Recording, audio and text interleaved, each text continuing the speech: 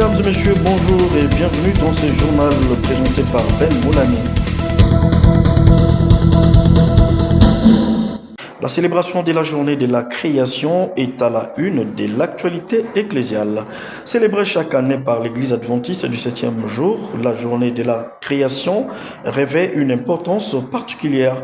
Le pasteur Grégoire Ambaya, représentant national de l'Église dans la partie ouest de la RDC, en explique la pertinence. Selon lui, cette célébration vise à commémorer une œuvre divine souvent contestée par certaines théories modernes, notamment celle issue de la communication scientifique.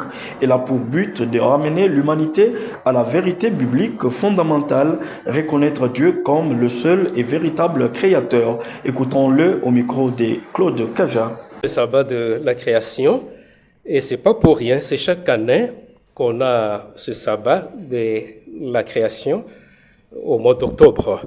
Et c'est là pour de bonnes raisons. Vous savez, la création est combattue. Pas la création, mais le Créateur.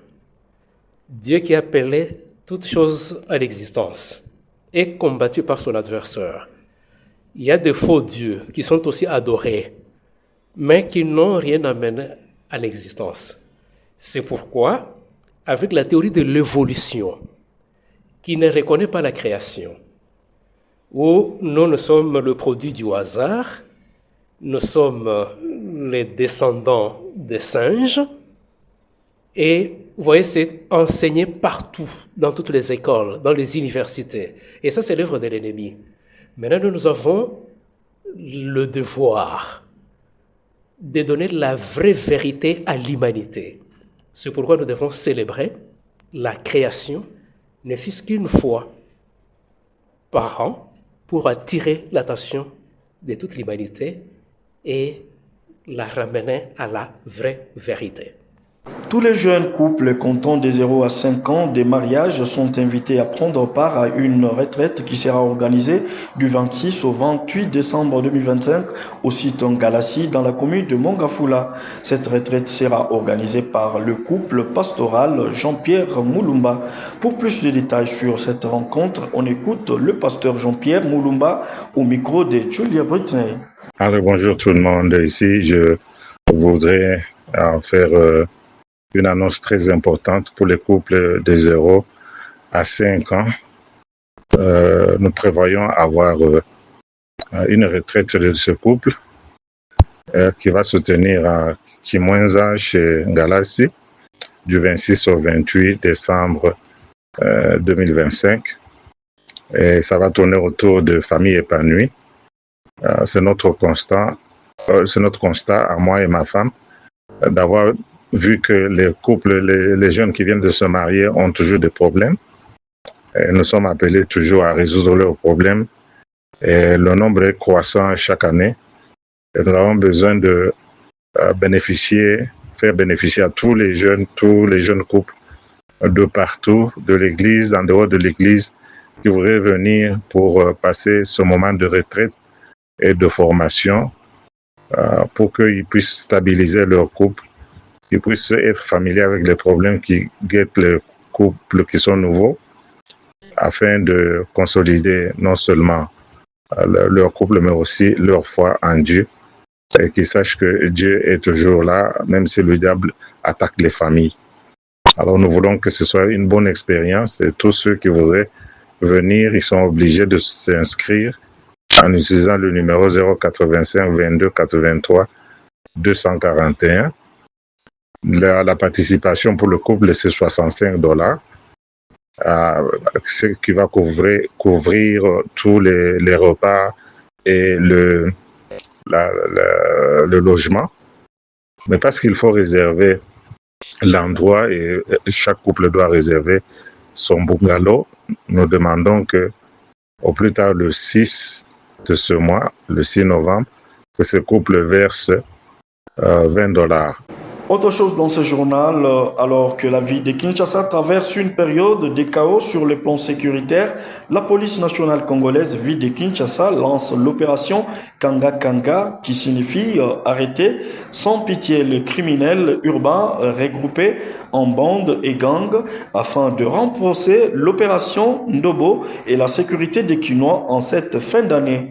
Lors d'une parade organisée le vendredi 31 octobre au stade de Martyrs, le commissaire divisionnaire adjoint de la police ville de Kinshasa, Israël Kantou, confirme avoir déjà engagé les éléments de l'ordre dispersés dans 4 coins de Kinshasa pour cette fin. Il a à cette occasion enjoint les policiers des circulations routières d'interpeller tout conducteur dépourvu des permis de conduire.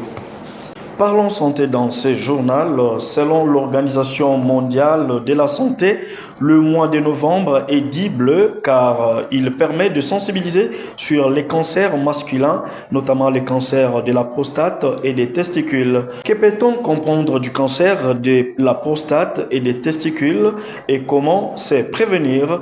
La suite des réponses avec le docteur Jean Badinani, médecin traitant et directeur du département de la santé à l'Union du Congo-Ouest qui encourage par ailleurs la population au dépistage précoce.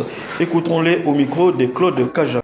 Il nous a été demandé de parler sur la lutte contre l'augmentation de la prostate, scientifiquement appelée hypertrophie de la prostate. Qu'est-ce que la prostate? La prostate est une glande de l'appareil génital masculin située en dessous de la vessie et devant le rectum. Elle entoure l'urètre prostatique, qui est le prolongement de l'urètre pénienne. Et sa fonction principale est de produire une partie du liquide séminal qui contribue à transporter et à nourrir les spermatozoïdes. La lutte contre l'hypertrophie de la prostate. La lutte contre l'hypertrophie de la prostate repose sur le changement de mode de vie, c'est-à-dire limiter la consommation de l'alcool, la consommation de la caféine, réduire l'eau, la consommation de l'eau le soir, c'est-à-dire il faut beaucoup boire pendant la journée et le soir, après 18 heures, très peu d'eau. En cas de symptômes, il faut lutter aussi contre la constipation, faire du sport de manière adaptée. Et si tout échoue, il faut prendre des traitements médicaux ou en cas de symptômes sévères, on fait la chirurgie. En résumé, nous avons 10 habitudes à adopter pour lutter contre l'hypertrophie de la prostate. Nous avons une alimentation équilibrée, éviter la sédentarité, c'est-à-dire qu'il faut pratiquer le sport, limiter la consommation de l'alcool et de caféine et de boissons gazeuses, abandon du tabac, gestion de stress, réaliser un examen régulier de la prostate, consulter un médecin en cas de symptômes, les cures thermales, 9. Hydratation abondante. Enfin, éviter les produits irritants. Merci. J'espère que chaque personne prendra soin de sa prostate. Le ministère de la Santé publique, Hygiène et Prévoyance sociale a tenu le jeudi 30 octobre 2025 une table ronde nationale sur la santé mentale et le bien-être psychosocial en milieu de travail autour du thème État des lieux, défis et perspectives en RDC. Le ministre du tutelle, le docteur Roger Kamba, a à cette occasion alerté sur le fait que près de 30% des Congolais souffrent des troubles mentaux non diagnostiqués, d'où la nécessité d'intégrer la santé mentale dans les politiques publiques et les programmes de prévention. Il s'y est de noter que cette réunion a par ailleurs favorisé la reconnaissance de la santé mentale comme un pilier du développement humain et socio-économique de la RDC. En littérature, du 8 au 15 novembre 2025, la ville de Kinshasa accueillera la 11e édition de la Fête du Livre, un événement majeur qui se tiendra à l'Institut français Al de la Gombe ainsi que dans 6 autres villes du pays. Pour cette rencontre littéraire, 21 auteurs originaires de la RDC et d'ailleurs y sont attendus. Dan Ilunga pour la suite. Après un report au mois de février dernier, cette édition marque un retour tant attendu de la grande fête de la littérature congolaise. Devenue rendez-vous incontournable du calendrier culturel à Kinshasa, elle garde pour le moins sa vocation première qui est celle de promouvoir la lecture, valoriser la littérature francophone et créer des passerelles entre les auteurs et le public congolais. Pendant 7 jours, les passionnés de littérature ou de simples curieux sont invités à célébrer les livres sous toutes ses formes. Au programme, débats, lecture publique, expositions, performances, tables rondes, conférences, présentations d'ouvrages, spectacles, séances de dédicaces et ateliers d'écriture. À ajouter à cette liste des espaces thématiques notamment dédiés aux enfants, aux éditeurs, à la bande dessinée, une journée spécialement dédiée aux enfants. Ces rencontres visent à rendre la littérature plus accessible et à transmettre les goûts de la lecture, en particulier auprès de plus jeunes. Cette 11e édition réunira plus de 21 auteurs, confirmant les positionnements de la Fête du Livre comme une plateforme de dialogue littéraire entre la RDC et les restes du monde. Parmi les invités figurent des noms bien connus tels que Christian Gombo, Tomo Kwabini, Eddie Malou ou encore Tatiana Liper. Leur diversité illustre de la vitalité et la pluralité de la création littéraire contemporaine entre enracinement local et ouverture internationale. Les échanges autour de leurs œuvres permettraient aux lecteurs congolais de rencontrer directement ceux qui font vivre la langue française à travers divers genres tels que le roman, la poésie, la bande dessinée, la littérature. Bouclons ce journal par cette note sportive. Les barrages de la Coupe du Monde Zone Afrique ouvrent ses portes le jeudi 13 novembre de l'année en cours. Les léopards de la RDC, de leur part, vont défier les lions indomptables du Cameroun dans un duel choc entre deux géants de l'Afrique centrale programmé pour le même jour à 20h heure de Kinshasa au stade El Barid de Rabat au Maroc. À quelques semaines de la Coupe d'Afrique des Nations au Maroc, si du côté de la plupart des sélections africaines, l'air est à la préparation pour la compétition avec des rencontres amicales, ce n'est pas le cas pour 4 pays et pas les moindres. La République démocratique du Congo, le Cameroun, le Gabon et le Nigeria. Si d'un côté le Nigeria et le Gabon vont s'affronter, la RDC, de sa part, devra se défaire des lions indomptables du Cameroun.